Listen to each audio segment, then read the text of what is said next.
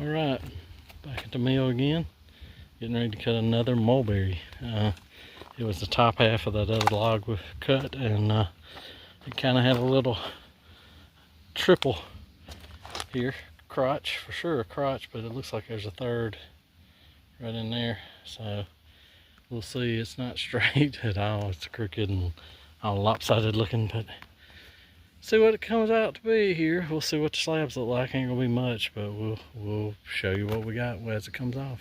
Thanks for watching. Like and subscribe as always. Mill on the Hill, Dunraven Services.